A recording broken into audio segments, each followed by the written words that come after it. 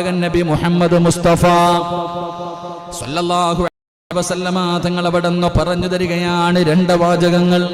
ഈ പറയുന്ന രണ്ട് ദിക്റുകൾ ആരെങ്കിലും തന്റെ ജീവിതത്തിൽ പറയുകയാണെങ്കിൽ അല്ലാഹുവിന്റെ റസൂൽ അവിടുന്ന് പറയുന്നു, സ്വഹാബാ, അത് അല്ലാഹുവിന്റെ അർശിന്റെ മുന്നിലേ നിൽക്കൂ എന്ന് നബി മുഹമ്മദ് മുസ്തഫ സല്ലല്ലാഹു അലൈഹി വസല്ലമ തങ്ങൾ അവിടുന്ന് പറഞ്ഞു തരുമ്പോൾ ഒന്നാമത്തെ ദിക്ർ എന്തെന്നറിയുമോ?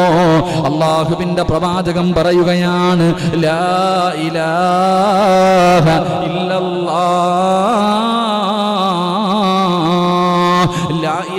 ഇല്ലല്ലാഹ് എന്ന് പറയുന്ന ദിക്റുണ്ടല്ലോ, അല്ലാഹുവേ, മീസാൻ എന്ന ത്രാസിൽ ഏറ്റവും കൂടുതൽ ഭാരമുണ്ടാകുന്ന ദിക്റാണ്. ഇതേതെങ്കിലും ഒരു മനുഷ്യൻ ഇഖ്ലാസോടുകൂടി ആത്മാർത്ഥമായിട്ട് അതിന്റെ അർത്ഥം മനസ്സിലാക്കിയിട്ട് ആരെങ്കിലും ഈ സദസ്സിലിരുന്ന് കൊണ്ട് ഒരേ ഒരു പ്രാവശ്യം പറഞ്ഞാൽ അത് പടച്ച റബ്ബിന്റെ അർശിന്റെ മുന്നിലേ നിൽക്കൂ എന്ന് ആദരവായ പ്രവാചകൻ നബി മുഹമ്മദ് മുസ്തഫ, ആദരവായ പ്രവാചകൻ നബി മുഹമ്മദ് മുസ്തഫ സല്ലല്ലാഹു അലൈഹി വസല്ലം. അല്ലാഹു ഈമാൻ നൽകുമാറാകട്ടെ. അപ്പൊ ആത്മാർത്ഥമായിട്ട് ഒരു പ്രാവശ്യം പറഞ്ഞിട്ട് അള്ളാഹുവിന്റെ അർശിലേക്ക് എത്തിച്ചിട്ട് നമുക്ക് തുടങ്ങാം. പറ, ബിസ്മില്ലാഹിർ റഹ്മാനിർ റഹീം. ഇല്ല, അള്ളാഹു സ്വീകരിക്കുമാറാകട്ടെ. നമ്മുടെ അവസാനത്തെ വാക്ക് അള്ളാഹു ഇതാക്കി തരുമാറാകട്ടെ. എന്റെ പ്രിയമുള്ള സഹോദരങ്ങൾ, അപ്പൊ നാം ഒരു ഇൽമു പഠിച്ചു. ഇനി രണ്ടാമത്തെ വാചകം ഇൻഷാ അല്ലാഹ് ആയുസ് ഉണ്ടെങ്കിൽ അവസാനം പറയാം. അള്ളാഹു ഭാഗ്യം തരുമാറാകട്ടെ. കാരണം എല്ലാവർക്കും ധൃതിയ ഇൽമ് അങ്ങനെയാണല്ലോ. എന്റെ പ്രിയപ്പെട്ടവര്, ഒരിക്കലൊരു ഗുരുനാഥൻ മഹാനായ ഷഖീഖുൽ ബൽഖി റളിയല്ലാഹു തആല അൻഹു മഹാനവറുകളുടെ ഒരു ശിഷ്യനാണ് ഖാത്തിമുൽ അസം റളിയല്ലാഹു തആല അൻഹു. അപ്പൊ ഗുരുനാഥൻ, നമ്മളെല്ലാവരും ഒരു ഉസ്താദിന്റെ അടുക്കൽ ഇൽമു പഠിച്ചവരാ. നമുക്കൊക്കെ പിന്നെ അങ്ങനെയല്ല, പഠിച്ചു കഴിഞ്ഞാൽ പെട്ടെന്നെല്ലാം തീർക്കണം. നമ്മുടെ ഉദ്ദേശം അങ്ങനെ എളുപ്പ ഉസ്താദാകണം, അതാ. എങ്കിൽ മഹാനായ ഷഖീഖുൽ ബൽഖി മഹാനവറുകളുടെ ശിഷ്യനാണ് മഹാനായ ഖാത്തിമുൽ അസം റളിയല്ലാഹു തആല അൻഹു. ഒരുപാട് വർഷമായി പഠിക്കാൻ തുടങ്ങിയിട്ട്, ഉസ്താദിന്റെ കീഴിൽ വന്ന് ശിഷ്യനായി പഠിക്കാൻ തുടങ്ങിയിട്ട് ഒരുപാട് വർഷമായി. ഒരിക്കൽ മഹാനായ ഷഖീഖുൽ ബൽഖി റളിയല്ലാഹു തആല അൻഹു മഹാനവറുകൾ അവിടുന്ന് ഖാത്തിമുൽ അസം റളിയല്ലാഹു തആല അൻഹയോട് ചോദിച്ചു, മിൻകം സന സാഹിബക്ക, എൻ്റെ അടുക്ക പഠിക്കാൻ വന്നിട്ട് ഇപ്പൊ എത്ര കാലമായി? എൻ്റെ കൂടെ കൂടിയിട്ട് എത്ര കൊല്ലമായി? നീ എൻ്റെ കൂടെ ഇൽമു പഠിക്കാൻ കൂടിയിട്ട് എത്ര വർഷമായി? ആ സമയത്ത് മഹാനായ ഖാത്തിമുൽ അസം റളിയല്ലാഹു തആല അൻഹു പറയുന്നു, മുൻദു സലാസിൻ വസലാസീന സന, 33 വർഷമായി ഞാൻ നിങ്ങളുടെ കൂടെ ഇൽമു പഠിക്കാൻ കൂടിയിട്ട്. എത്ര വർഷം? അല്ലാഹു നമുക്ക് ഈമാൻ തരുമാറാകട്ടെ. അല്ലാഹ് ഈമാൻ തരുമാറാകട്ടെ. ഇൽമു പഠിക്കാൻ തുടങ്ങിയിട്ട് 33 വർഷമായി. അപ്പൊ മഹാനവറുകൾക്ക് വല്ലാതെ അത്ഭുതം. 33 വർഷം, 33 ദിവസമോ 33 മാസമോ അല്ല, 33 കൊല്ലമായി ഖാത്തിമുൽ അസം റളിയല്ലാഹു തആല അൻഹു മഹാനവറുകൾ അവിടുന്ന് തന്റെ ഉസ്താദിന്റെ കൂടെ ഇൽമു പഠിക്കാൻ തുടങ്ങിയിട്ട്.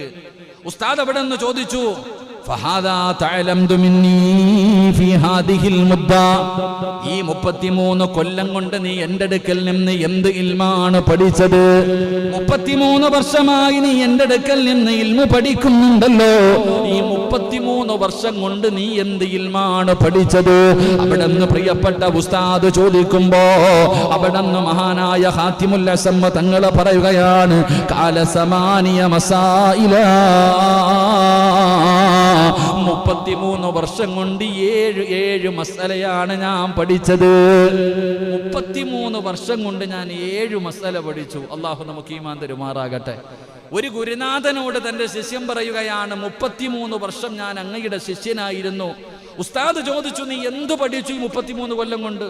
ഞാൻ 7 നല്ല കാര്യം പഠിച്ചു. ഉസ്താദ് അത്ഭുതത്തോടു കൂടി ചോദിച്ചു, ഇതേ ഉള്ളൂ? അവിടെ നിന്ന് ചോദിച്ചു, ഈ 33 വർഷം കൊണ്ട് നീ ആകെ പഠിച്ചത് 7 നല്ല കാര്യമാ? 7 മസ്അലകളാണോ നീ പഠിച്ചത്? മഹാനവറുകൾ അവിടെ നിന്ന് പറയുകയാണ്, ഉസ്താദേ, എനിക്ക് അങ്ങയോട് കള്ളം പറയാൻ അറിയില്ല. ഞാൻ ഞാൻ അങ്ങയുടെ കൂടെ 33 വർഷക്കാലം അങ്ങയുടെ ശിഷ്യനായി കൂടിയിട്ട് ഞാൻ 7 മസലകളാണ് പഠിച്ചത്. ഗുരുനാഥന് വല്ലാത്ത അത്ഭുതമായി. ഖാത്തിമുൽ അസം തങ്ങൾ അവിടെ നിന്ന് പറയുമ്പോ ശഖീഖുൽ ബൽഖി എന്ന് പറയുന്ന പ്രിയപ്പെട്ട ഗുരുനാഥന് വല്ലാത്ത അത്ഭുതമായി. അവിടെ നിന്ന് ചോദിക്കുകയാ, ഹത്താ അസ്മഅഹാ, ആ 7 മസല എനിക്കൊന്ന് പറഞ്ഞു തരുമോ? തന്റെ ശിഷ്യന് 33 വർഷം കൊണ്ട് തന്റെ ഗുരുനാഥനിൽ നിന്ന് പഠിച്ചെടുത്ത 7 അറിവുകൾ അവിടെ നിന്ന് പറഞ്ഞ് എനിക്കൊന്ന് പറഞ്ഞു തരുമോ? മഹാനായ ഖാത്തിമുൽ അസം തങ്ങൾ പറഞ്ഞു തുടങ്ങുകയാ, എന്റെ പ്രിയപ്പെട്ട സഹോദരങ്ങള്, ഈ പറയുന്ന അറിവുകളാണ് പഠിക്കേണ്ടത്. ഈ പറയുന്ന 8 അറിവുകളുണ്ടല്ലോ, ഇതാണ് തന്റെ ഗുരുനാഥനോട് ശിഷ്യൻ പറഞ്ഞു കൊടുക്കുന്നത്. ഇത് നമ്മുടെ ജീവിതത്തിൽ പ്രയോജനം ചെയ്യുന്ന 8 കാര്യങ്ങളാണ്.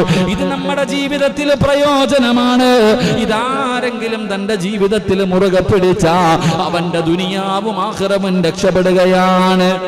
അവന്റെ ദുനിയാവും ആഖിറവും രക്ഷപ്പെടുകയാണ്. അല്ലാഹുവേ, രക്ഷപ്പെടുന്നവരിൽ ഞങ്ങളെ നീ പെടുത്തണേ അല്ലാ. അതുകൊണ്ട് 8 കാര്യങ്ങൾ ഞാൻ നിങ്ങൾക്ക് പറഞ്ഞു തരാം.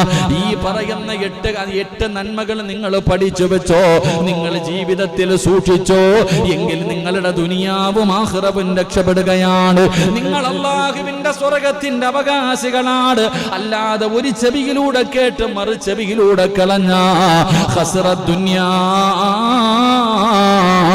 വൽ ആഖിറ, നിങ്ങളുടെ ദുനിയാവും ആഖിറവും നഷ്ടപ്പെട്ടു പോകും. അല്ലാഹു നമ്മളെ കാത്തിരക്ഷിക്കുമാറാകട്ടെ. അല്ലാഹു നമ്മളെ കാത്തിരക്ഷിക്കുമാറാകട്ടെ. ഒരു 8 നല്ല കാര്യം ഞാൻ പറഞ്ഞു തരാം. അല്ലാഹു പഠിക്കാൻ ഭാഗ്യം തരുമാറാകട്ടെ.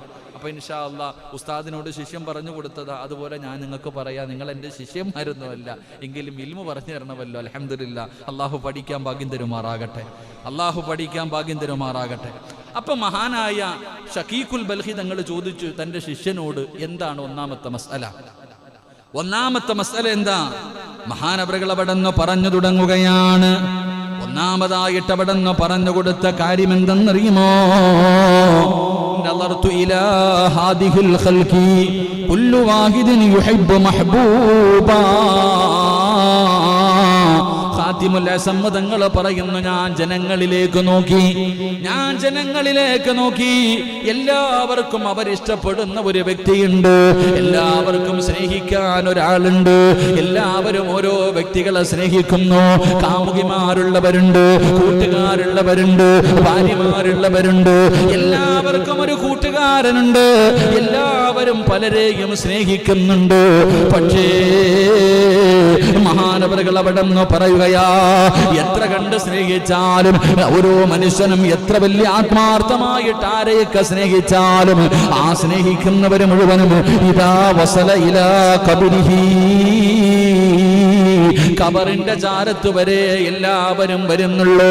അത് ഭാര്യയാകട്ടെ, മക്കളാകട്ടെ, കൂടപ്പറപ്പാകട്ടെ, കൂട്ടുകാരാകട്ടെ, കൂടെ പഠിച്ചവരാകട്ടെ, കുടുംബക്കാരാകട്ടെ, ആരെയൊക്കെ എത്ര കണ്ട് ആത്മാർത്ഥമായി സ്നേഹിച്ചാലും അവരൊക്കെ പള്ളിപ്പറമ്പിലെ ഖബറിന്റെ ചാരത്ത് വരെ വരുന്നുള്ളൂ. എത്ര സ്നേഹിക്കുന്നവരാണെങ്കിലും എല്ലാവരും ഇവിടെ വരെ പോകുന്നുള്ളൂ, പള്ളിപ്പറമ്പിലെ ഖബറിന്റെ ചാരത്ത് വരെ പോകുന്നുള്ളൂ. എന്റെ പ്രിയമുള്ളവരെ, എത്ര വലിയ സ്നേഹിക്കുന്ന ഭർത്താവിനെ വല്ലാതെ ആത്മാർത്ഥമായി സ്നേഹിക്കുന്ന ഭാര്യമാരുണ്ട്. ഭാര്യ പറയാറുണ്ട്, ഇക്കാ നിങ്ങളില്ലാതെ ഒരു രാത്രി പോലും എനിക്കുറങ്ങാൻ കഴിയില്ല, നിങ്ങളുടെ മുഖം കാണാതെ എനിക്കുറക്കം വരാറില്ല, നിങ്ങളുടെ ശബ്ദം കേൾക്കാതെ എനിക്കുറക്കം വരാറില്ല എന്ന് വളരെ സ്നേഹത്തോടുകൂടി പറയുന്ന പ്രിയപ്പെട്ട ഭാര്യ. എന്റെ പ്രിയപ്പെട്ടവരെ, പായിപ്പാട് പള്ളിയുടെ ഖബർസ്ഥാനില് എത്രയോ ഭർത്താക്കന്മാര് കിടക്കുന്നുണ്ട്. ഏതെങ്കിലും ഒരു ഭർത്താവിന്റെ ഖബറിന്റെ ചാരത്തോ, ഏതെങ്കിലും ഒരു ഭാര്യ ഖബറിന്റെ അകത്ത് കിടക്കണമെന്ന് ഞാൻ പറയുന്നില്ല. പള്ളിപ്പറമ്പിൽ 6 ആറടി മണ്ണിന്റെ അകത്ത് ഒരു ഭാര്യ കൂടെ ഇറങ്ങി കിടക്കണമെന്ന് പറയുന്നില്ല. കാരണം അതിനകത്ത് കിടക്കാ സ്ഥലമില്ലല്ലോ. എന്റെ പ്രിയപ്പെട്ടവരെ, ആ ഭാര്യയുടെ ഭർത്താവിന്റെ ഖബറിന്റെ ചാരത്തെങ്കിലും ഏതെങ്കിലും ഒരു പെണ്ണ് വന്നിട്ട് എന്റെ ഭർത്താവില്ലാതെ എനിക്ക് ഉറക്കം വരില്ല എന്ന് പറഞ്ഞുകൊണ്ട് ഭർത്താവിന്റെ ഖബറിന്റെ ചാരത്ത് ഈ പായിപ്പാടുള്ള ഏതെങ്കിലും ഒരു പെണ്ണിരിക്കുന്നുണ്ടോ? എന്റെ പ്രിയപ്പെട്ടവരെ, എല്ലാം കഴിഞ്ഞില്ലേ? എല്ലാം തീർന്നില്ലേ? മാതാപിതാക്കളെ വല്ലാതെ സ്നേഹിക്കുന്ന മക്കളുണ്ട്. ഉമ്മയെന്ന് പറഞ്ഞാൽ, ഉപ്പയെന്ന് പറഞ്ഞാൽ വല്ലാത്ത സ്നേഹമാണ്. മാതാപിതാക്കളെ വല്ലാതെ സ്നേഹിക്കുന്ന മക്കളുണ്ട്. പ്രായം ചെന്ന ഉമ്മാനെ പൊന്നുപോലെ പടച്ചവനെ അവരെ വല്ലാതെ സൂക്ഷിക്കുന്ന, അവരുടെ പൊരുത്തത്തിന് വേണ്ടി ജീവിക്കുന്ന എത്രയോ മക്കളെ നമുക്കറിയാം. എങ്കിൽ ഏതെങ്കിലും ഖബറിന്റെ ചാരത്ത്, ഉമ്മാടെ ഖബറിന്റെ ചാരത്ത് 9.5 മാസക്കാലം ഗർഭം ചുമന്ന മരണവേദനയുടെ വേദനയിൽ നൊന്ത് പ്രസവിച്ചു അവര് പട്ടിണി കിടന്നിട്ട് നിന്നെ പോറ്റി വളർത്തിയ ഉമ്മാടെ ഖബറിന്റെ ചാരത്ത് ഏതെങ്കിലും ഒരു മകനിരിക്കുന്നുണ്ടോ? വാപ്പാടെ ഖബറിന്റെ ചാരത്ത് ഒരുപാട് വാപ്പയുടെ തോളത്ത് കിടന്ന് നടന്നവനാണല്ലോ. ഉപ്പാനെ പള്ളിപ്പറമ്പിൽ കൊണ്ടുവന്ന് ഖബറടക്കിയിട്ട് ഒരു ദിവസമെങ്കിലും ഉപ്പാടെ ഖബറിന്റെ ചാരത്തിരിക്കുന്ന ഏതെങ്കിലും ഒരു മക്കളെ കണ്ടിട്ടുണ്ടോ? എന്റെ പ്രിയപ്പെട്ടവരെ, എല്ലാവരും ഖബറിന്റെ ചാരത്ത് വന്നു. അല്ലാഹുവേ, 3 കെട്ട് കെട്ടിയിട്ട് പള്ളിക്കകത്തേക്ക്, പള്ളിപ്പറമ്പിലെ ഖബറിന്റെ അകത്തേക്ക് ജനാസ ഇറക്കി വെച്ചിട്ട് മിൻഹാ ഖലഖനാകും വഫീഹാ നുഈദുകും വമിൻഹാ നുഖ്രിജുകും താറത്തൻ നുഖ്റാ എന്ന് പറഞ്ഞുകൊണ്ട് പിടിമണ്ണ് മാറി എറിഞ്ഞിട്ട് അവിടെ നിന്ന് പറയുന്നു മഅസ്സലാമാ അസ്സലാമു അലൈക്കും യാ ദാറ ഖൗമുൽ മുഅ്മിനീൻ വ ഇന്നാ ഇൻഷാ അല്ലാഹു ബികും ലാഹിഖൂൻ എന്ന് പറഞ്ഞുകൊണ്ട് സർവ്വരമ ഖബറിന്റെ ചാരത്ത് നിന്ന് മടങ്ങി പോവുകയാണ്. ഈ കാഴ്ചയാണ് ഞാൻ കാണുന്നത്. ഉസ്താദിനോട് പറഞ്ഞു കൊടുക്കുകയാ, എല്ലാവരും, ഞാൻ ജനങ്ങളിലേക്ക് നോക്കിയപ്പോൾ ജനങ്ങൾക്ക് എല്ലാവർക്കും ചില ഫ്രണ്ട്സുകളുണ്ട്, ചിലരോട് വല്ലാത്ത ഇഷ്ടമാണ്, വലിയ കൂട്ടുകാരുണ്ട്. പക്ഷെ എത്ര വലിയ കൂട്ടുകാരാണെങ്കിലും അവരെല്ലാവരും മഹാനവറുകൾ പറയുകയാ ഖബറിന്റെ ചാരത്ത് വരെ വരും, എന്നിട്ട് അവിടെ ഇട്ടിട്ട് തിരിച്ചു പോകും. ഈ കാഴ്ചയാണ് ഞാൻ കാണുന്നത്. അള്ളാഹു നമുക്ക് ഈമാൻ നൽകുമാറാകട്ടെ. അള്ളാഹു നമുക്ക് ഈമാൻ നൽകുമാറാകട്ടെ. ഉറപ്പല്ലേ? നമ്മളൊരു ദിവസം പോയി കിടക്കും. നമ്മുടെ ഭാര്യ അൽഹംദുലില്ലാ അള്ളാഹു ദീർഘായുസ്സ് കൊടുത്ത് അനുഗ്രഹിക്കുമാറാകട്ടെ, ഓള് പിന്നെ ഇങ്ങോട്ട് വരത്ത പോലും ഇല്ല. എത്രയാണ്? അതുകൊണ്ട് അത് അഴബ ഉസ്താദിന്റെ ബൈത്ത് തന്നെ ഉണ്ട്.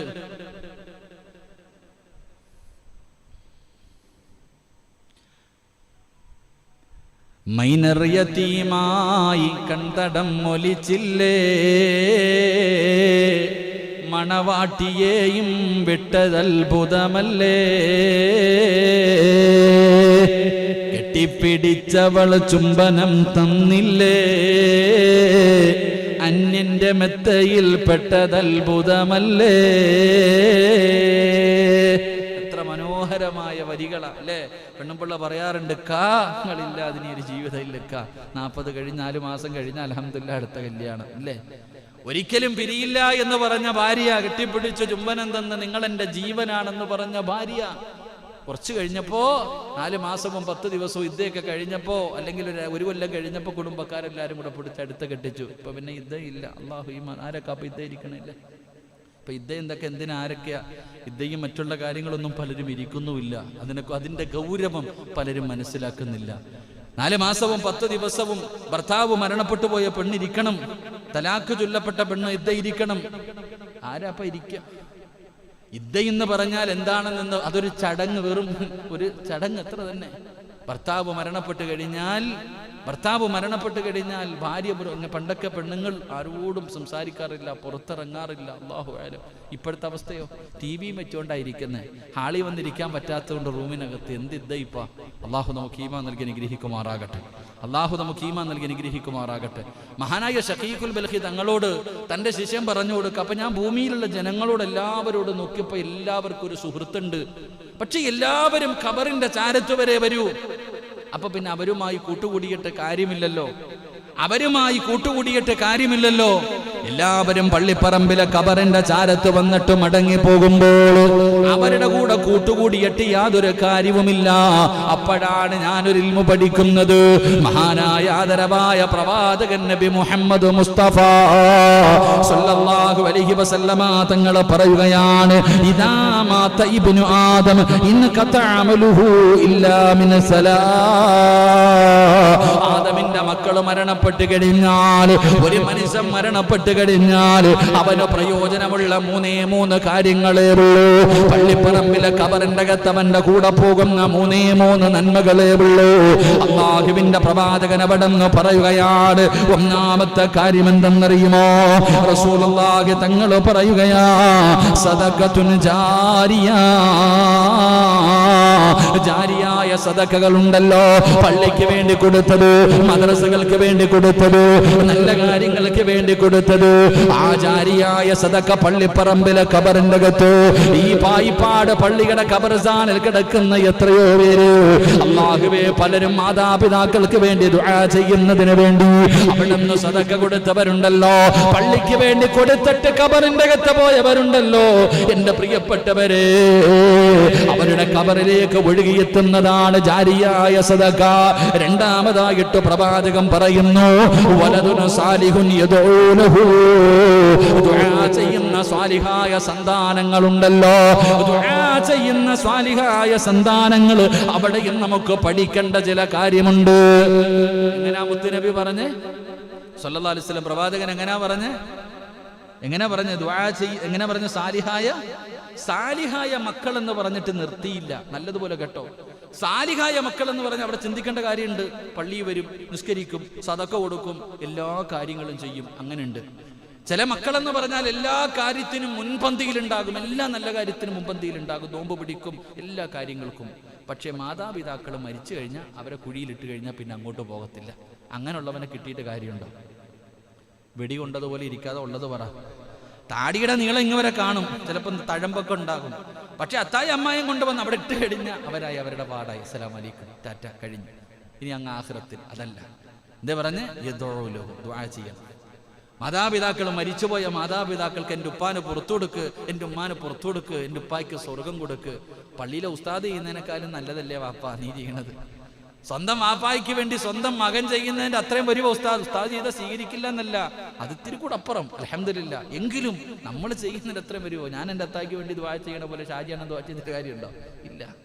എൻ്റെ പ്രിയപ്പെട്ട സഹോദരങ്ങളെ, അപ്പൊ എന്താ പറഞ്ഞത്? ദുആ ചെയ്യുന്ന മക്കൾ. അള്ളാഹു നമ്മുടെ മക്കളെ അങ്ങനെ ആക്കി തരുമാറാകട്ടെ. മൂന്നാമതായിട്ട് പറഞ്ഞു റസൂലുള്ളാഹി തങ്ങൾ, മൂന്നാമതായിട്ട് പറഞ്ഞു നമ്മുടെ ജീവിതത്തിൽ ചെയ്യുന്ന സൽക്കർമ്മങ്ങൾ. നാം പരിശുദ്ധമായ നല്ല നല്ല കാര്യങ്ങൾ ഇൽമ പഠിച്ചു, വിദ്യാർത്ഥികൾക്ക് പറഞ്ഞു കൊടുത്തു. ഇപ്പൊ ഞാൻ ഈ പറഞ്ഞു തരുന്ന ഇൽമ നിങ്ങൾ ആരെങ്കിലും ചെയ്താൽ എനിക്ക് പ്രയോജനമുണ്ട്. നാളെ ഖബറിന്റെ അകത്ത് കിടക്കുമ്പോ എന്റെ ഖബറിലേക്ക് ആരെങ്കിലും ഈ വയത് കേട്ടിട്ട് ഒരാളെങ്കിലും ജീവിതത്തിൽ ചെയ്താൽ എനിക്കെത്തും. ഇങ്ങനെയുള്ള 3 കാര്യങ്ങളാണ് ഖബറിന്റെ അകത്തേക്ക് വരുന്നതെന്ന് പ്രവാചകൻ അവിടെന്ന് പറയുമ്പോ മഹാനായ ഖാതിമുൽ അസം റളിയല്ലാഹു തആല അൻഹു തന്റെ പ്രിയപ്പെട്ട ഉസ്താദിനോട് പറഞ്ഞു കൊടുക്കുന്ന ഗുരുനാഥനോട് അവിടെന്ന് പറയുന്ന, ഉസ്താദേ, ഞാൻ അല്ലാഹുവിനെയും അവന്റെ പ്രവാചകനെയും വല്ലാതെ സ്നേഹിക്കുന്നുണ്ട്. കാരണം അല്ലാഹനെയാണ് ആദ്യം സ്നേഹിക്കേണ്ടത്, പിന്നെ മുത്തുനബിയാണ് സ്നേഹിക്കേണ്ടത്.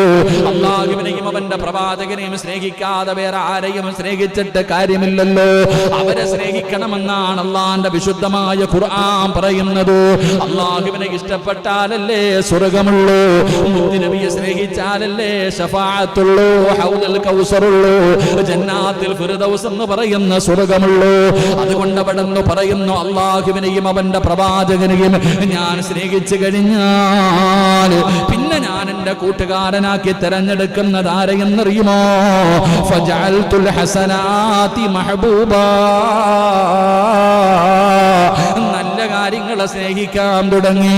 ഞാൻ എന്റെ ഏറ്റവും വലിയ ഫ്രണ്ട്സായി ഞാൻ ആരെയാണ്? ഭാര്യയെയല്ല, മക്കളെയല്ല, കൂടപ്പറപ്പിനെയല്ല, കൂടെ പഠിച്ചവരെയല്ല, കുടുംബക്കാരെയല്ല, അല്ലെങ്കിൽ ഏതെങ്കിലും ഒരു കാമുകിയായ ഒരു പെണ്ണിനെ ടൈം പാസിന് പ്രണയിക്കലല്ല. എന്റെ പ്രിയപ്പെട്ടവരെ, എന്റെ ഏറ്റവും വലിയ പ്രണയഭാജനം, ഞാൻ ഏറ്റവും കൂടുതൽ സ്നേഹിക്കുന്നത് അള്ളാഹുവിനെയും അവന്റെ പ്രവാചകനും കഴിഞ്ഞ ഞാൻ ഏറ്റവും കൂടുതൽ സ്നേഹിക്കുന്നത് എന്തിനെയെന്നറിയുമോ?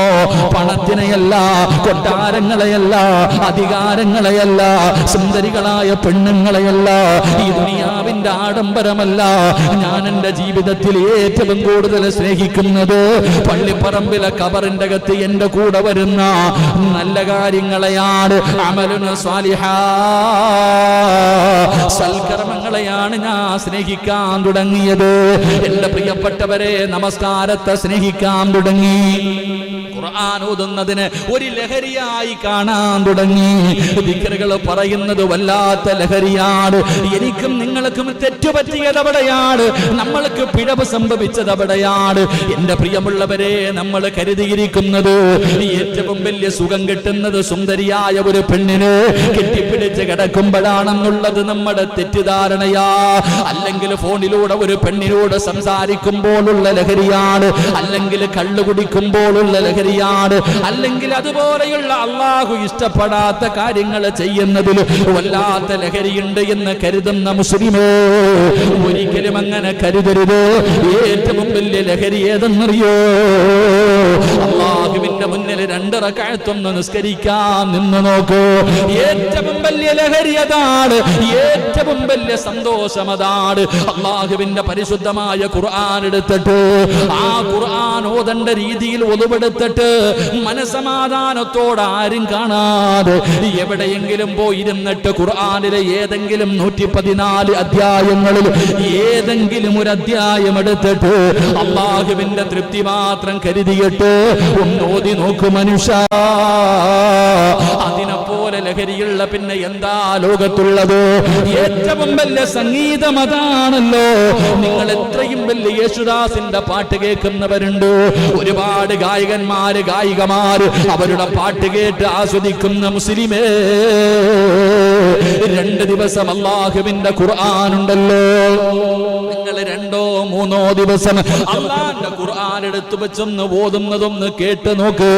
ആദ്യമൊക്കെ ചില പ്രയാസമാണെങ്കിലും അല്ലാഹുവേ പിന്നെ കേൾക്കാതിരിക്കാൻ നിങ്ങൾക്ക് കഴിയില്ല. എന്തു മനോഹരമെന്നറിയുമോ അല്ലാഹുവിന്റെ ഖുർആൻ, എന്തു മനോഹരമെന്നറിയോ? അതുപോലെ നിങ്ങളൊന്ന് സ്വലാത്ത് പറയാൻ തുടങ്ങൂ, നിങ്ങളൊന്ന് ദിക്ർ പറയാൻ തുടങ്ങൂ. എന്റെ പ്രിയപ്പെട്ടവരെ, വണ്ടിയിൽ യാത്ര ചെയ്യുമ്പോ ചുമ്മാതിരിക്കുമ്പോ നിങ്ങൾ വെറുതെ കയ്യിലെ തസ്ബീഹ് എടുത്ത് പിടിച്ചിട്ട് ഒരു സുബ്ഹാനല്ലാഹ് വൽഹംദുലില്ലാഹ് വല്ലാഹു അക്ബർ വഅസ്തഗ്ഫിറുല്ലാഹല്ലദീ ഈ ദിക്റങ്ങ് പറയാൻ തുടങ്ങിയ ദിവസങ്ങൾ കഴിയും തോറും അറിയാതെ നിന്റെ കൈ ഇങ്ങനെ ചലിക്കുകയാ, അറിയാതെ നിന്റെ കൈ ഇങ്ങനെ ചലിക്കുകയാ. ഓർമ്മയില്ലേ നിന്റെ പ്രിയപ്പെട്ട പിതാവ്, നിന്റെ ഉമ്മയ്ക്ക് നിനക്ക് ഓർമ്മയില്ലേ? ബോധമില്ലാത്ത സകറാത്തിന്റെ അവസ്ഥയിൽ പടച്ചവനെ കിടന്ന കിടപ്പിൽ കിടന്ന മലമൂത്ര വിസർജനം നടത്തുന്ന അവസ്ഥയിൽ പോലും അവര് സുഖമില്ലാതെ തളർന്നു കിടക്കുമ്പോഴും സുബ്ഹാനല്ലാഹ് പലരുടെയും കൈ ഇങ്ങനെ ചലിക്കുന്നത് കണ്ടിട്ടില്ലേ? എന്റെ പ്രിയപ്പെട്ടവരെ, ദിക്ർ പറഞ്ഞ ശീലമാ. അല്ലാഹു അവരുടെയൊക്കെ ഖബറിടം അല്ലാഹു വിശാലമാക്കി കൊടുക്കുമാറാകട്ടെ. ചിലരൊക്കെ ഞാൻ കണ്ടിട്ടുണ്ട് സഹോദരങ്ങളെ, പഴയ ആൾക്കാരൊക്കെ അവരിങ്ങനെ കിടക്കുമ്പോഴും നമ്മൾ വിചാരിക്കും ബോധമൊന്നും ഇല്ലാന്ന്, പക്ഷെ കൈ ഇങ്ങനെ അനങ്ങുന്ന കാണാം. കൈ ഇങ്ങനെ, കാരണം ദിക്ർ തസ്ബീഹൊക്കെ ഇപ്പോഴല്ലേ പണ്ടൊക്കെ ഇങ്ങനെ അങ്ങോട്ട് പറയും, ഇപ്പൊ പിന്നെ എളുപ്പത്തിൽ ഓട്ടിയിലാണല്ലോ. എന്റെ പ്രിയപ്പെട്ട സഹോദരങ്ങളെ, ദിക്റുകൾ പറയാൻ തുടങ്ങിയാൽ അതൊരു ലഹരി. നമസ്കാരം അതുകൊണ്ടാണല്ലോ പല മഹാന്മാരും, പടച്ചവനെ, ഒരു സഹാബിയുടെ ചരിത്രം പറയുന്നുണ്ട്. ഒരു സഹാബിയുടെ ചരിത്രം, അദ്ദേഹത്തിന്റെ കാലിന്റെ ഒരു വിരല് പഴുത്തു. നിസ്കാരത്തിന്റെ ലഹരി മനസ്സിലാക്കണം. ഉബൈബ് ഇബ്നു അദീ റളിയല്ലാഹു തആല അൻഹു തൂക്കുമരത്തിൽ കയറ്റിയിട്ട് കൊല്ലാൻ പോകുമ്പോഴും നിസ്കരിച്ചിട്ട് അള്ളാഹിനോട് പറയാ, മതിയായില്ല പടച്ചവനേട്ടാ, അള്ളാഹുവേ പോകുന്നതിന് വിഷമല്ല, മരിക്കുന്നതിലല്ല നിസ്കാരം. ഒരു സഹാബിയുടെ കാലിന്റെ ഒരു വിരല് പഴുത്തു. ആ സമയത്താണ് വൈദ്യന്മാര് പറഞ്ഞു, ഈ പഴുപ്പ് മുകളിലേക്ക് കയറും, അതുകൊണ്ട് കാലിന്റെ വിരല് മുറിച്ചു മാറ്റി. മഹാനവറുകൾ സമ്മതിച്ചില്ല. അവിടുന്ന് കാലിന്റെ പഴുപ്പങ്ങോട്ട് മുകളിലേക്ക് കയറാൻ തുടങ്ങി. കാൽപത്തി മുഴുവനും പഴുപ്പായി. അപ്പോഴും വൈദ്യന്മാര് പറഞ്ഞു, ഇത് മുറിച്ചുകളാ, ഇല്ലെങ്കിൽ മുകളിലേക്ക് കയറും. മഹാനവറുകൾ സമ്മതിച്ചില്ല. അവസാനം പഴുപ്പ് മുകളിലേക്ക് കയറി. അപ്പോഴും വൈദ്യന്മാര് വന്നിട്ട് പറഞ്ഞു, കാല് മുറിച്ചു മാറ്റു. മുറിച്ചു മാറ്റിയില്ലെങ്കിൽ ഇനി പഴുപ്പ് മുട്ടിന്റെ മുകളിലേക്ക് കയറും, വലിയ പ്രയാസമാണ്, അര വെച്ച് മുറിച്ചു മാറ്റണം. അങ്ങനെ അവസാനം മഹാനവറുകൾ അവിടുന്ന് സ്വഹാബിയാണ്. ആ സ്വഹാബി തന്റെ കാല് മുറിക്കാൻ സമ്മതിക്കുകയാ. അങ്ങനെ വൈദ്യന്മാര് മുഴുവനും കാല് മുറിക്കുന്നതിന് വേണ്ടി കടന്നു വന്നു. കടന്നു വന്നിട്ടൊരു പാത്രത്തിൽ അവിടെ നിന്ന് കൊണ്ടുവന്നൊരു മരുന്ന് കൊടുക്കുകയാ. ഒരു മരുന്ന് കുടിക്കാൻ ഓപ്പറേഷൻ ചെയ്യുന്നതിന് മുമ്പ് മയക്കണമല്ലോ, ഇപ്പോഴല്ലേ ഇഞ്ചക്ഷനൊക്കെ. അപ്പം മയക്കുന്നതിന് വേണ്ടി അവിടെ നിന്ന് ഒരു മരുന്ന് കൊണ്ടുവന്ന് കൊടുത്തു. മഹാനവറുകൾ ചോദിച്ചു, എന്താ ഇത്? ഇത്തിരി കള്ളാണ്, ഇത് എന്തിനാ കുടിക്കണം? ഇത് കുടിച്ചു കഴിഞ്ഞാൽ ഈ മുറിക്കുന്നതിന്റെ വേദന അറിയില്ല. ഈ മുറിക്കുന്നതിന്റെ വേദന അറിയാതിരിക്കാൻ ഈ കള്ള് കുടിക്കാൻ പറയുമ്പോ സുബ്ഹാനല്ലാഹ്, മഹാനവറുകൾ അവിടെ ചോദിക്കുകയാ, കള്ള് കുടിക്കാനോ? ഒരിക്കലും ഞാൻ കുടിക്കില്ല. അവിടെ നിന്ന് പറഞ്ഞ് കാല് മുറിക്കുന്നതിന് വല്ലാത്ത വേദനയാണ്. മഹാനവായ സ്വഹാബി അവിടെ നിന്ന് പറയുകയാ, ഞാനെങ്കിൽ 2 റക്അത്ത് നമസ്കരിക്കാം. ഞാൻ നമസ്കാരത്തിലേക്ക് കൈകെട്ടി എന്നിട്ട് അവിടെ നിന്ന് പരിശുദ്ധമായ ഖുർആൻ ഫാത്തിഹ ഓതി ഞാൻ സൂറത്ത് ഓതാൻ തുടങ്ങിക്കഴിഞ്ഞാൽ പറ്റുമെങ്കിൽ നിങ്ങൾ എന്റെ കാല് മുറിച്ചു മാറ്റിക്കോ. എന്റെ പ്രിയപ്പെട്ടവരെ, കെട്ടുകഥയല്ല, അല്ലാഹുവിന്റെ പ്രവാചകന്റെ സ്വഹാബിയുടെ ചരിത്രമാ. അവിടുന്ന് പടച്ചവനെ മഹാനവറുകൾ അവിടുന്ന് ഉളവെടുത്തു. എന്നിട്ട് നമസ്കരിക്കുന്നതിന് വേണ്ടി അവിടുന്ന് കൈകെട്ടുകയാണ്. അല്ലാഹുവിന്റെ മുന്നിൽ അവിടുന്ന് കൈകെട്ടി അവിടുന്ന് ഫാത്തിഹ ഓതി സൂറത്ത് ഓതാൻ തുടങ്ങി. സുബ്ഹാനല്ലാഹ്, വൈദ്യന്മാര് കാലിന്റെ അടുക്കലേക്ക് കടന്നു വന്നു. ഒരു മരുന്നും കൊടുക്കാതെ, ഒരു ഇഞ്ചക്ഷനും എടുക്കാതെ, ഒരു അല്ലാഹുവേ വേദനയുടെ ഒരു മരുന്നും കൊടുത്തിട്ടില്ല. ആ സ്വഹാബി ഇങ്ങനെ നമസ്കരിച്ചു കൊണ്ടിരിക്കുമ്പോ, ആ മഹാൻ ഇങ്ങനെ നമസ്കരിച്ചു കൊണ്ടിരിക്കുമ്പോ സുബ്ഹാനല്ലാഹ്, ആ മനുഷ്യന്റെ കാലങ്ങ് വെട്ടിമുറിക്കുകയാ. അവിടത്തെ കാലുണ്ടല്ലോ, മുട്ടിന്റെ താഴ്ഭാഗം വെച്ച് മുറിച്ചു മാറ്റുകയാണ്. സുബ്ഹാനല്ലാഹ്, ആ മനുഷ്യൻ അറിഞ്ഞില്ല, കാല് മുറിച്ചു മാറ്റിയിട്ടറിഞ്ഞില്ല. ഒരു പച്ചയായ മനുഷ്യന്റെ ഒരു കാല് വെട്ടി മുറിച്ചിട്ട് അല്ലാഹുവേ അപ്പോഴും നമസ്കാരത്തിലാണ്. കാലിൽ നിന്ന് രക്തമിങ്ങനെ ഒഴുകുകയാണ്, കാലിൽ നിന്ന് രക്തമിങ്ങനെ ഒഴുകുകയാണ്. അല്ലാഹുവേ, രക്തം നിൽക്കാതെ വന്നപ്പോ എളുപ്പ ഒരു വഴിയുണ്ട്. സൈത്തെണ്ണ തിളപ്പിച്ചിട്ട് മുക്കിക്കഴിഞ്ഞാൽ, അന്നത്തെ കാലഘട്ടത്തിൽ എങ്ങനെയാണ്, അവിടെ നിന്ന് സൈത്തെണ്ണ തിളപ്പിച്ചിട്ട് ഈ ശരീരത്തിൽ നിന്ന് രക്തമിങ്ങനെ ഒഴുകി ഒഴുകി പൊക്കൊണ്ടിരിക്കുകയാണ്. അവര് നിൽക്കുന്നതിന് വേണ്ടി തിളച്ച എണ്ണയങ്ങ് കാലിലേക്ക് മുക്കുമ്പോ സുബ്ഹാനല്ലാഹ്, പിടഞ്ഞ് താഴെ വീഴുകയാ. അവിടത്തെ ബോധം നഷ്ടപ്പെട്ടു പോയി, അവിടത്തെ ബോധം നഷ്ടപ്പെട്ടു പോയി. എല്ലാവരും കൂടി നിൽക്കുകയാണ്. പടച്ചവരെ, കാല് മുറിച്ചതറിയില്ലല്ലോ, ബോധം വരുമ്പോ എങ്ങനെയാ പറയുന്നത്? വൈദ്യന്മാര് മുഴുവനും ഇങ്ങനെ നിൽക്കുമ്പോ സുബ്ഹാനല്ലാഹ്, കുടുംബക്കാരിൽ ഒരാൾ ഓടി വരികയാണ്. എന്തേ വരുന്നതിന്റെ കാരണമെന്നറിയുമോ? ഇദ്ദേഹത്തിന്റെ ഒരു മകന് കുതിരയുടെ ചവിട്ടുകൊണ്ട് മരണപ്പെട്ടു. ഈ കിടക്കുന്ന അദ്ദേഹത്തിന്റെ ഒരു മകന് കുതിരയുടെ ചവിട്ടുകൊണ്ട് മരണപ്പെട്ടു. ഈ കിടക്കുന്ന മഹാന്റെ ഏറ്റവും ചെറിയ മകനുണ്ടല്ലോ, കുതിരയുടെ ചവിട്ടുകൊണ്ട് മരണപ്പെട്ടു. അത് പറയാമെന്നതാണ്. പടച്ചവനെ, എല്ലാവർക്കും വിഷമമായി. കാല് മുറിച്ചു, മകനും മരിച്ചു. ആരാണ് പറയുന്നത്? ആരാണ് പറയുന്നത്? അവിടെ നിന്ന് ബോധം തിരിച്ചു വന്നപ്പോ വൈദ്യന്മാര് പറഞ്ഞു, തങ്ങളെ കാല് മുറിച്ചു മാറ്റി. അവിടെ നിന്ന് പറഞ്ഞു, ഇന്നാ ലില്ലാഹി വ ഇന്നാ ഇലൈഹി റാജിഊൻ. അൽഹംദുലില്ലാഹ്. കുടുംബക്കാര് പറഞ്ഞു, തങ്ങള് അവിടുത്തെ ഇളയ മകന് കുതിരയുടെ ചവിട്ടുകൊണ്ട് മരണപ്പെട്ടു പോയി. തങ്ങള് ഇന്നാ ലില്ലാഹി വ ഇന്നാ ഇലൈഹി റാജിഊൻ. അൽഹംദുലില്ലാഹ്. കേട്ടവരുടെ കണ്ണ് നിറഞ്ഞു പോയി. പടച്ചവരെ, മഹാനവറുകൾ ഇരുന്ന് കരയുകയാ. അവിടെന്ന് ചോദിച്ചു, എന്തിനാ അൽഹംദുലില്ലാ പറഞ്ഞത്? ആ സമയത്ത് മഹാനവറുകൾ പറയുകയാണ്, അല്ലാഹു എനിക്ക് 2 കാല് തന്നിട്ട് ഒരെണ്ണമല്ലേ തിരിച്ചെടുത്തുള്ളൂ. 2 കൈയും 2 കാലും തന്നിട്ട് അല്ലാഹു 2 കൈയും 1 കാലും എനിക്ക് തന്നല്ലോ.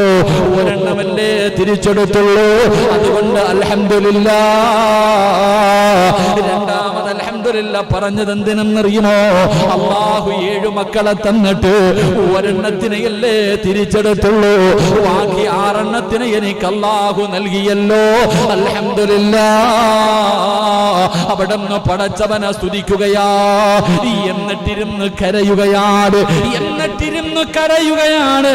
എന്തിനാ തങ്ങളെ കരയുന്നത്? എന്തിനാ തങ്ങളെ കരയുന്നത്? അല്ലാഹുവേ, നിന്ന് നിസ്കരിക്കാൻ ഇനി എനിക്ക് കഴിയില്ലല്ലോ.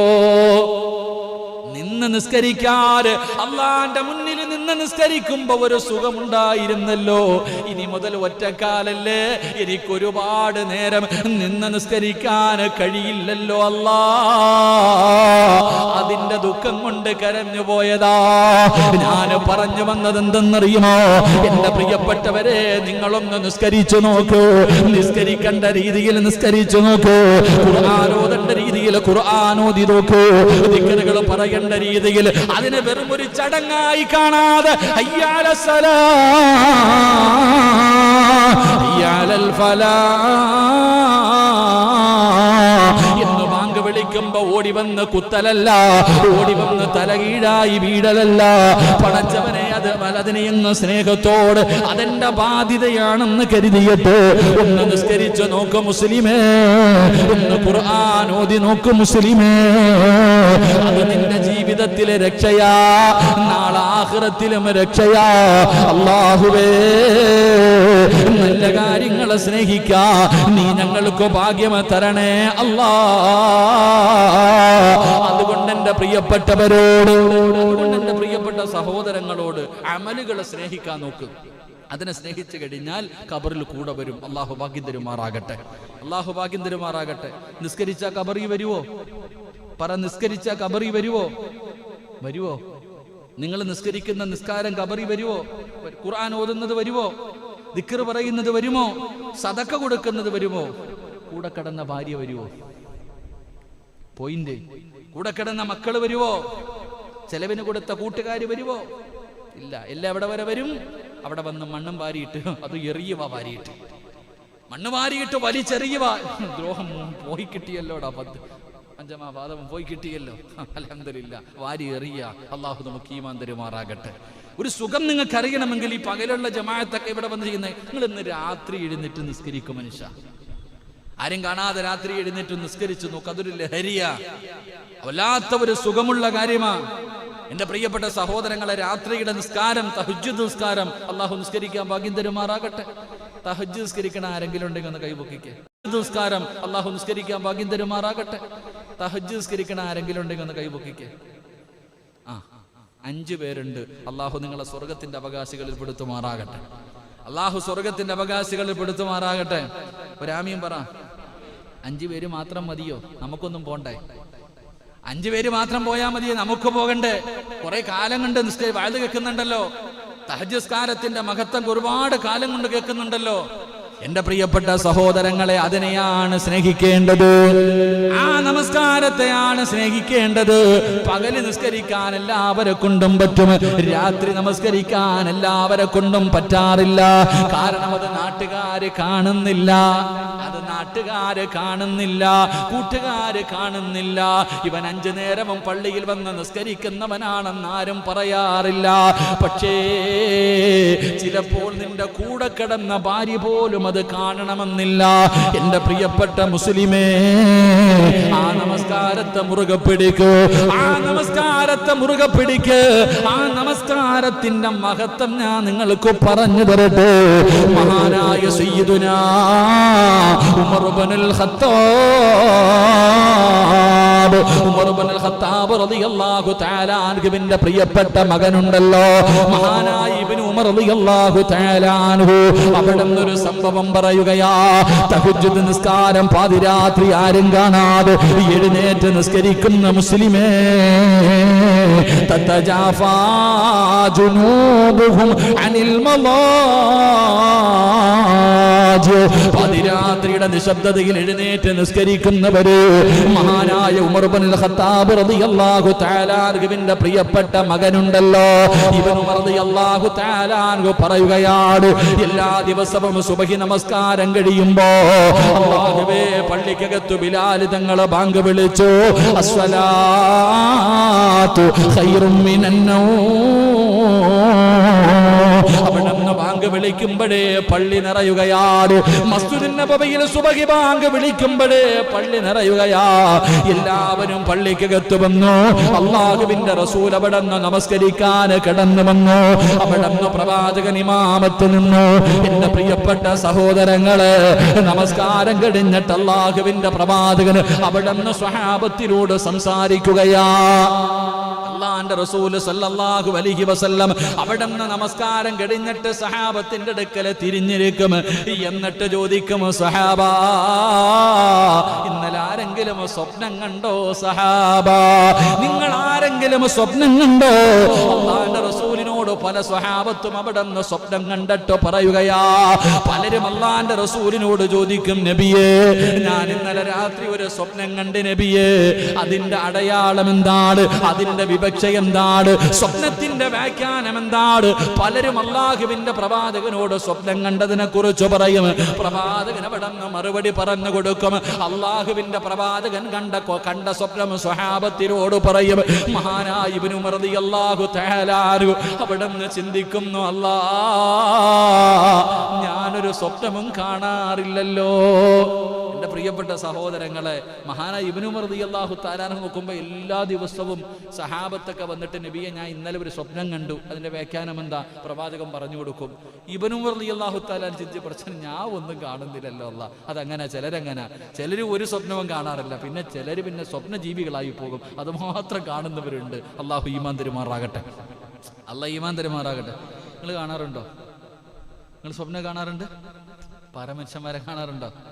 എന്തോ കാണാനല്ലേ? പാമ്പ് കൊത്താൻ വരുന്നു, പട്ടി കടിക്കാൻ വരുന്നു, ആരോ കൊണ്ടുവന്ന് കൂടോത്രം കുഴിച്ചിടുന്നു. ഇതൊക്കെയാ സ്വപ്നം കാണുന്നത്. നമ്മൾ കാണുന്ന സ്വപ്നം നല്ല സ്വപ്നങ്ങളൊന്നും കാണാറില്ല. മഹാനായ ഇബ്നു ഉമർ റളിയല്ലാഹു തആല അൻഹുവിന് വലിയ സങ്കടമായി. കാരണം എല്ലാവരും പ്രവാചകന്റെ അടുക്ക വന്ന് ചോദിക്കുന്നു, ഈ ചങ്ങാതി ഇങ്ങനെ ഇരിക്കുക. അങ്ങനെ ഇബ്നു ഉമർ റളിയല്ലാഹു തആല അൻഹുവിന് വലിയ വിഷമമായി. അങ്ങനെ ഒരു ദിവസം മസ്ജിദുൻ നബവിയിൽ കിടന്നുറങ്ങുകയാണ്. അല്ലാഹുവേ, ഇബ്നു ഉമർ റളിയല്ലാഹു തആല അൻഹു അങ്ങനെ മസ്ജിദുൻ നബവിയിൽ കിടന്നുറങ്ങാൻ പോകുമ്പോ, അല്ലാഹുവേ ഒരു സ്വപ്നമെങ്കിലും കണ്ടിരുന്നെങ്കിൽ എത്രയോ നല്ലതായിരുന്നു. മഹാനവറുകൾ അവിടെ നിന്ന് ഇശാ നമസ്കാരം കഴിഞ്ഞു. മസ്ജിദുൻ നബവിയിൽ കിടന്നുറങ്ങുന്ന സമയത്ത് ഉറങ്ങാൻ പോകുമ്പോ ഇബ്നു ഉമർ റളിയല്ലാഹു തആല അൻഹു ദുആ ചെയ്യുകയാണ്. പടച്ച റബ്ബിനോട് ദുആ ചെയ്യുകയാണ്. ഇൻ കുന്ത തഅലമു ഫീ ഖൈറൻ, അല്ലാഹുവിനോട് ദുആ ചെയ്യുകയാ. അല്ലാഹുവേ, എന്നിൽ എന്തെങ്കിലും ഒരു ഖൈറുണ്ടെങ്കിൽ, എന്നിലെന്തെങ്കിലും ഒരു ഖൈറുണ്ടെങ്കിൽ എനിക്ക് നീ ഒരു സ്വപ്നം കാണിച്ചു തരണേ അല്ലാ. ഫറഅയ്തു ലൈലത്ത റുയാ, ഇന്നത്തെ രാത്രി തന്നെ എന്നിൽ എന്തെങ്കിലും ഒരു നന്മയുണ്ടെങ്കിൽ എനിക്ക് നീ ഒരു സ്വപ്നം കാണിച്ചു തരണേ തമ്പുരാനെ. എന്തിനാ റസൂലുള്ളയോട് അതിന്റെ അല്ലാഹുവിന്റെ റസൂൽ സല്ലല്ലാഹു അലൈഹി വസല്ലമ തങ്ങളോട് അതിന്റെ വ്യാഖ്യാനം ചോദിക്കാനാണ്. ഇബ്നു ഉമർ റളിയല്ലാഹു തആല അൻഹു അവിടുന്ന് കിടക്കാൻ തുടങ്ങി. അവിടുന്ന് ദുആ ചെയ്യുകയാണ്. അവിടുന്ന് ദുആ ചെയ്തിട്ട് കിടക്കുമ്പോ ഫറഅയ്തുഹു, മഹാനവറുകൾ അവിടുന്ന് ഒരു സ്വപ്നം കാണുകയാണ്. അതാനി മലക്കാൻ, രണ്ട് മലക്കുകൾ ഇങ്ങനെ കടന്നു വരികയാ. ഇബ്നു ഉമർ റളിയല്ലാഹു തആല അൻഹുവിന്റെ ചാരത്തേക്ക് രണ്ട് മലക്കുകൾ ഇങ്ങനെ കടന്നു വരികയാണ്. പഠിച്ചവരെ, എന്നിട്ട് ആ മലക്കുകൾ ഇബ്നു ഉമർ റളിയല്ലാഹു തആല അൻഹുവിന്റെ കയ്യിൽ പിടിച്ചുകൊണ്ട് പോവുകയാണ്. രണ്ട് മലക്കുകൾ അവിടുന്ന് കയ്യിൽ പിടിച്ചുകൊണ്ട് പോവുകയാണ്. മഹാനവറുകൾ പറയുന്നു, ഫറഅയ്തുന്നാർ മൂതാ, ആ രണ്ട് മലക്കുകൾ പിടിച്ച് എവിടെയാ കൊണ്ടുപോകുന്നത്? അള്ളാഹുവിന്റെ അദാബ് കൊണ്ട് നിറച്ച നരകമുണ്ടല്ലോ, ആ നരകത്തിന്റെ മുന്നിൽ കൊണ്ടുപോവുകയാ.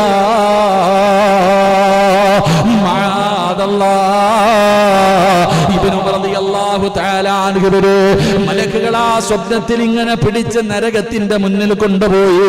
അവിടെ ചെല്ലുമ്പോ നരകം അടച്ചു വെച്ചിരിക്കുകയാണ്. കിണറടച്ചു വെച്ചിരിക്കുന്നത് പോലെ അള്ളാഹുവിന്റെ നരകം അവിടെ അടച്ചു വെച്ചിരിക്കുകയാ. മഹാനവറുകൾ അവിടെ നിന്ന് വല്ലാത്ത പടച്ചവര് അവിടെ നിന്ന് റബ്ബിനോട് കാവൽ ചോദിക്കുകയാണ്.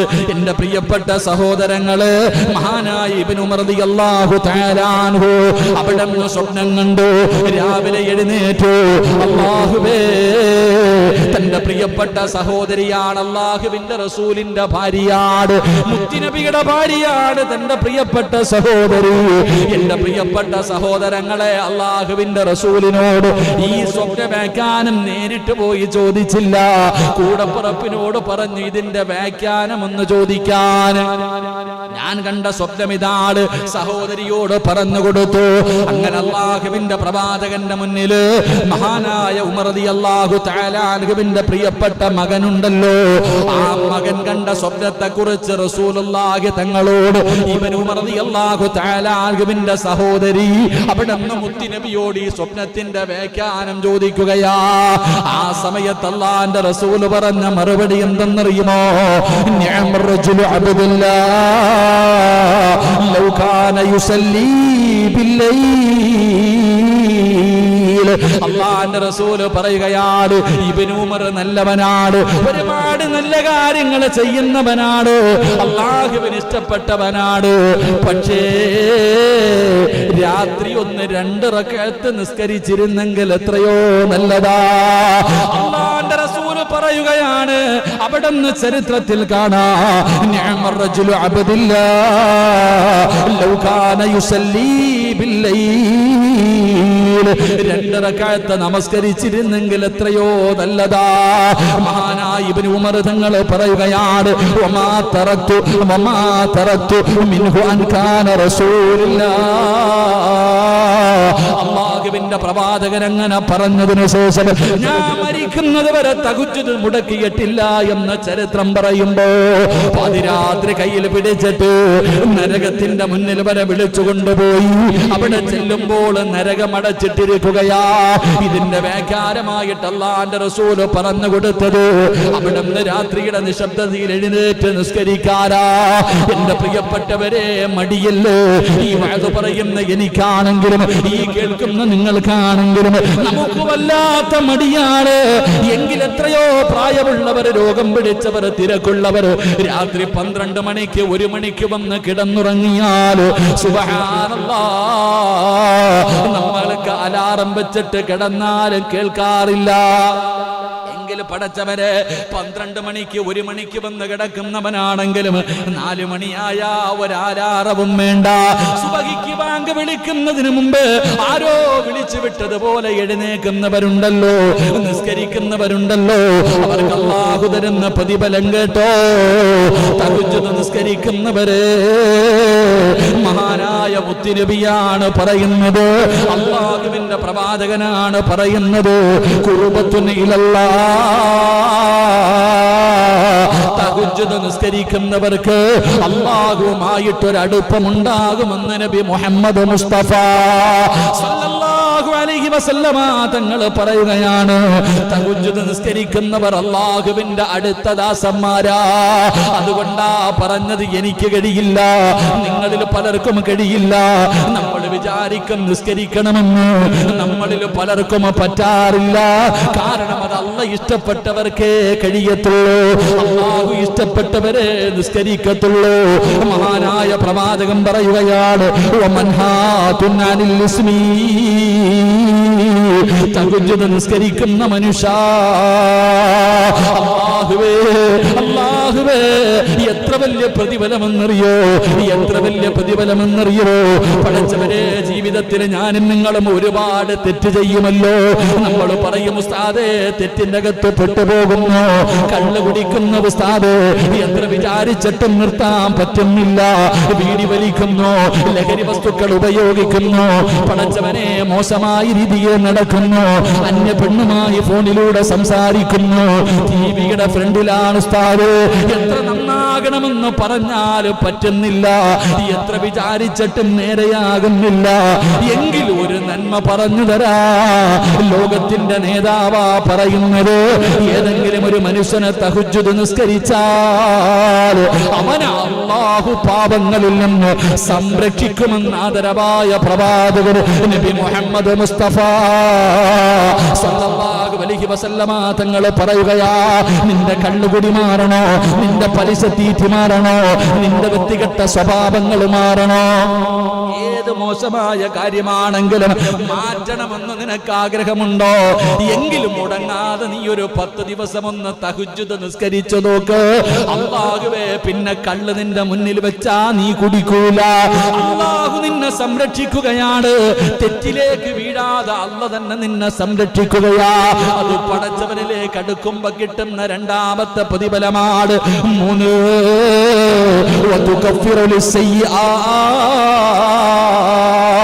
ഉസ്താദേ കള്ളു കുടിച്ചിട്ടുണ്ട്, വ്യഭിചരിച്ചിട്ടുണ്ട്, പലിശ തിന്നിട്ടുണ്ട്, നിസ്കാരം മുടക്കിയിട്ടുണ്ട്, എന്നെ പോലെ ഒരു വൃത്തികെട്ടവൻ ഈ ദുനിയാവിലില്ല. ഒരുപാട് തെറ്റ് ചെയ്തവരാണെന്ന് പറയുന്നവരുണ്ടല്ലോ. മോനെ, നിന്റെ പാപം അല്ലാഹു പൊറുക്കണോ, അല്ലാഹു നിന്റെ പാപങ്ങൾ പൊറുത്തു തരണോ. റസൂലുള്ളാഹി തങ്ങൾ പറയുകയാ, ഒന്ന് രാത്രിയുടെ നിശബ്ദതയിൽ എഴുന്നേറ്റൊന്ന് നിസ്കരിക്കാൻ പറ്റുമോ?